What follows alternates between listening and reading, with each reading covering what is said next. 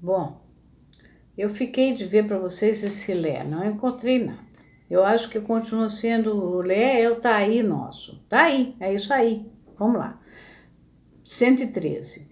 De resto, essa abstenção, essa abstinência nossa, de analista, não é indefinidamente sustentada. Depois que a questão do sujeito assume a forma da fala verdadeira, da fala plena, daquela que traz à luz, que desvela o que estava velado, nós a sancionamos, quer dizer, nós a ratificamos, nós a validamos com nossa resposta de analista, embora também tenhamos mostrado que uma fala verdadeira já contém sua resposta e que apenas reproduzimos com o nosso tá aí, seu refrão. Que quer dizer isso, senão que nada fazemos a não ser dar à fala do sujeito, qual sujeito? O sujeito do inconsciente, sua pontuação dialética. E aí, encerra a sessão aí, não é isso? Vê-se, portanto, o outro momento em que o simbólico e o real se conjugam.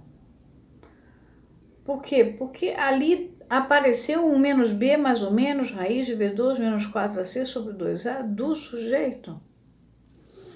E já o havíamos apontado teoricamente na função do tempo, quando ele fala do tempo lógico, que é o tempo kairótico, no tempo lógico e a seção da certeza antecipada, que está no terceiro tomo dos Écrits, em português, está na página 197.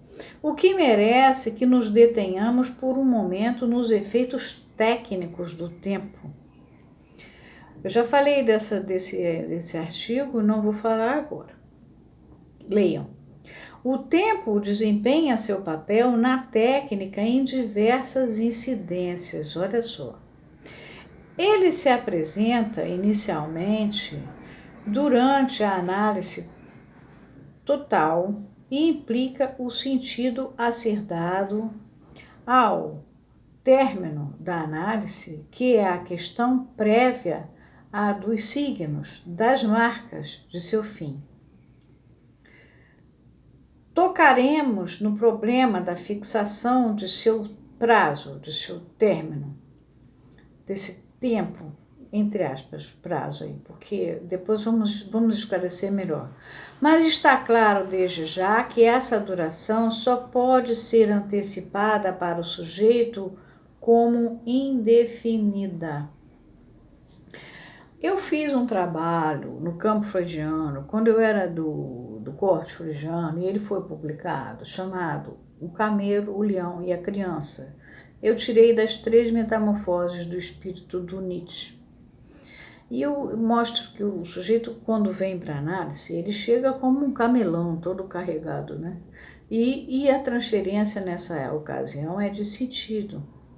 Até que ele, por um significante qualquer, ele entra em transferência analítica. E aí ele começa o estágio de leão e ganha força e enfrenta uma porção de coisas. Até que ele dá uma nova virada importante, como que apanha a chave, a palavra de passe, e aí ele entra em transferência de trabalho. E aí vem a criança. E a criança é a criança nietzschiana. Está publicado. A gente tem esse tempo. O tempo da análise é esse tempo. Ao mesmo tempo, a sessão tem o tempo, que é esse tempo que o Lacan assinalou, acabou de assinalar com esse tá aí. O sujeito chegou no ponto, acabou a sessão, ele vai embora compreender em outro lugar. Então, a gente tanto tem o tempo lógico da sessão, como a gente tem o tempo da análise, do percurso de uma análise. Ele se apresenta inicialmente na duração da análise total e implica o sentido a ser dado ao término da análise, que é a questão prévia à dos signos de seu fim. Fim tanto é objetivo como é término. tocaremos no problema da fixação de seu prazo. Mas está claro desde já essa duração só pode ser antecipada para o sujeito como indefinida. Isso por duas razões que só podemos distinguir na perspectiva dialética. Uma, que provém dos limites de nosso campo. Qual é o nosso campo? O da linguagem. E confirma nossa colocação sobre a definição de seus confins, né? Não podemos prever no sujeito qual será seu tempo para compreender, na medida em que ele inclui um fator psicológico. Psique é a alma gerada por um processo de mortificação. E como é que é essa expressão dessa psique dele? Aí tem um fator matemático que nos escapa como tal. E a outra, que é propriamente do sujeito e pela qual a fixação de um termo, de um prazo, equivale a uma projeção espacializante, porque a gente tem tempo e espaço, fazendo o topos, né?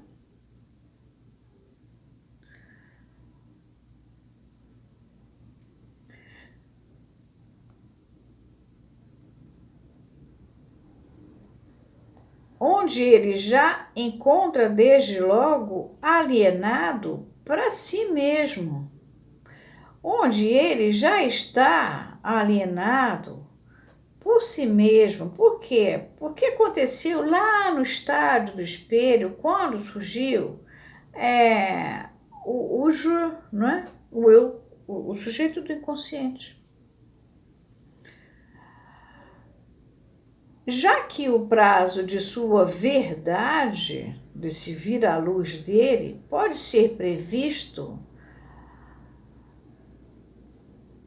aconteça o que acontecer, na intersubjetividade intervalar, a cada momento em que a gente se encontra, é que a verdade já está dada, ou seja, restabelecemos no sujeito a sua miragem.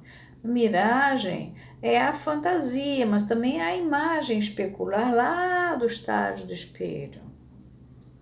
Original, do começo.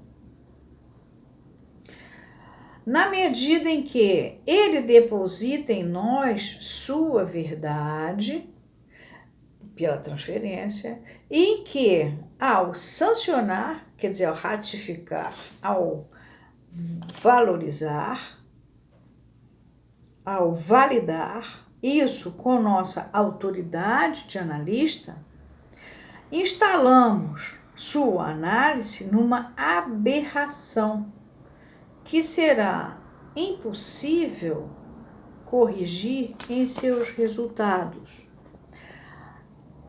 Aí o parágrafo próximo e último: foi justamente isso que aconteceu no célebre caso do Homem dos Lobos. Vocês lembram que Freud dá um prazo para acabar, cuja importância exemplar foi tão bem compreendida por Freud que ele tornou a se apoiar nela em seu artigo sobre a análise.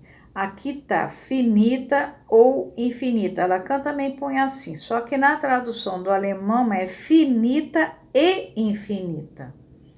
É uma resposta do Freud ao Ferenczi. E tem uma nota aqui, eu vou dizer por que é a análise finita e infinita. Porque ela se chama Die endliche und die unendliche Analyse. Muito bem. É und, não é o, é e. Porque ela é finita, mas ela também é infinita. Aí o Lacan põe uma nota aqui. Pois é essa a tradução correta dos dois termos que foram traduzidos com a infalibilidade no contrassenso que já assinalamos por análise terminável e interminável. Mas Na verdade, o que o Freud está colocando aqui, ela é finita, ela acaba, tem o prazo. Mas ela é infinita.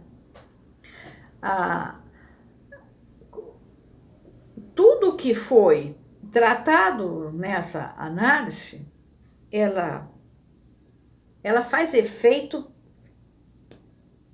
Você já terminou a análise, aquela criatura terminou a análise. Depois como diz Freud, como é que a gente sabe que uma análise terminou? Porque uma tique chega e aí você sabe que aquela análise terminou, porque o camarada nem volta mais a você. Por exemplo, ele tem um câncer, passa pelo câncer perfeitamente, fica feio, fica careca, ele era bonito, muito bem posicionado na vida, jogador, atleta, fica horrível, fica aleijado, passa por todas aquelas tragédias de câncer, se recupera sozinho, se levanta sozinho. Por quê? Porque aquela análise já tinha acabado. E ele já tinha encontrado com aquele sujeito alienado dele mesmo, e acabou. E ele não vai precisar da análise. Mas a análise que ele fez, ela faz efeito o tempo inteiro nele. E eu tive não só essa experiência com pessoas que se trataram comigo, como eu própria tive com a minha última análise. Depois da minha última análise, eu passei por coisas absurdas. Mas essa minha análise, ela é infinita por si própria, porque eu encontrei com o meu sujeito. E ele não tem mais o que fazer, eu vou fazer o quê? Né? O mundo cai na minha cabeça e eu já sei que é assim mesmo, né? É essa a minha inscrição no mundo, né? E é isso que eu vejo, por exemplo, numa pessoa que teve um câncer. Foi um caso que é recente, que é interessantíssimo, porque por acaso eu pude saber, e o médico insistia que essa criatura tinha que voltar para a análise. Se ele dizia, não, mas eu não sinto a menor falta, estou muito bem, obrigada. E aí o médico veio falar comigo, eu falei, mas ele não sente mesmo. Ele saiu em condições de enfrentar isso tudo, e está muito bem. Não houve briga, não, ao contrário, né? O Rio é um microcosmos, a gente fica sabendo, né, como é que as pessoas... acontece a vida das pessoas.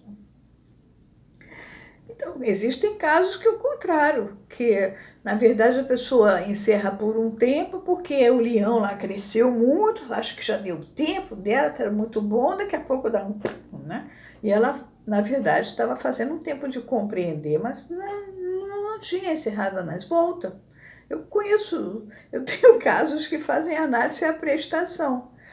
Eu estou me sentindo ótimo e tal. Vai, daqui a pouco volta, vai passar um tempo. É um tempo de compreender, um tempo de se reorganizar, é um tempo de uma porção de coisas. Não importa. Realmente, de fato, mudou a vida. Veio uma nova tique, volta. Mas Freud vai garantir isso, só quando uma nova tique vier e ele não voltar mais. Mas ela continua sendo infinita. Por quê? Porque os efeitos dela reverberam no sujeito. Tá? Bom, paramos no parágrafo 113, 114, 115, 116, 117, que tem duas partes, 118, e agora vamos para o 119.